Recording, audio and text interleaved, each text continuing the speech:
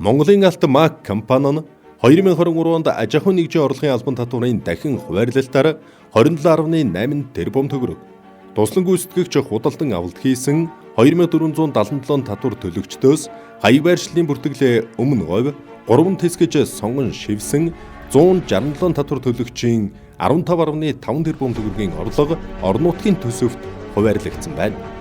Үүнд автовер болон өөрөө явагч хэрэгслийн албан татварт 24 сая төгрөг, газрын төлбөрт 1.1 тэрбум төгрөг, бусад татварт 503 сая төгрөг, хувь хүний орлогын албан татварт 3.9 тэрбум төгрөг, үйл хөдлөх хөрөнгийн албан татварт 341 сая төгрөг тус төлснөөр нийт орон нутгийн төсөвт 5.9 тэрбум төгрөг, улсын төсөвт 269.3 тэрбум төгрөг тус төлсөн байна.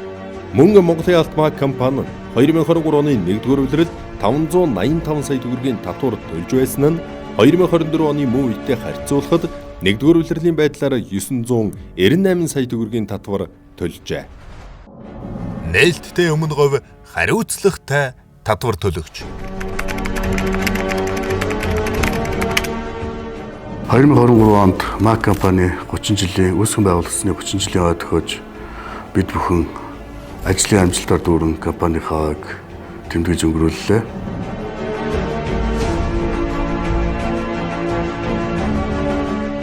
За МАК компани нарийн сухатын бүлэг ордод 2007 онд хөрс уултын ажлаа эхлүүлж 2008 оноос нүрс экспортын ажлаа эхлүүлсэн байгаа. За өнөөдрийн хүртэл хугацаанд уурхай үйл ажиллагаагаа үе шаттайгаар нэмэгдүүлж өнөөдөр 1800 ажилтнтайгаар үйл ажиллагаа явуулж байна. За эдгээрээс 250 хүн аймаг болон орон нутгаас ажиллаж байгаа.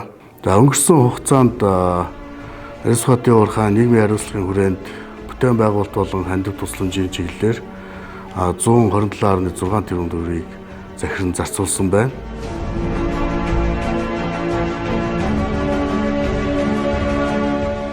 За 2024 онд бид 3 дэс суманд 300 айлын суурьшлийн бүсийг ажилчдаа зориулж барьж байгуулахаар төлөвлөд ажилдаа ороод явж байна. Монголын алт МАК компани нарийн сухатын уурхай Өмнө Говь аймгийн татварын албатай хамтран ажиллаж тогтмол төлдөг татвар хураамжийг тогтсон цаг хугацаанд нь татан төвлөрүүлж ажиллаж байна. Мөн 2023 оноос эхлэн нарийн сухатын уурхай гэрээт харилцагч компаниудынхаа гэрээнд нэмэлт өөрчлөлт оруулан нөөтийн шивэлтийг тухайн орон нутагт шивүүлэн ажиллаж байна.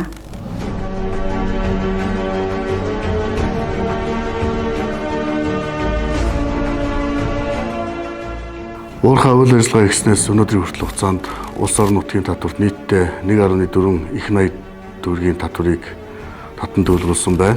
За 2023 онд 235 тэрбум төгрөгийг улс орон нутгийн татварт төлөвлөснөөс 5.9 тэрбум төгрөгийг орон нутгийн татварт төлөвлөсөн байна.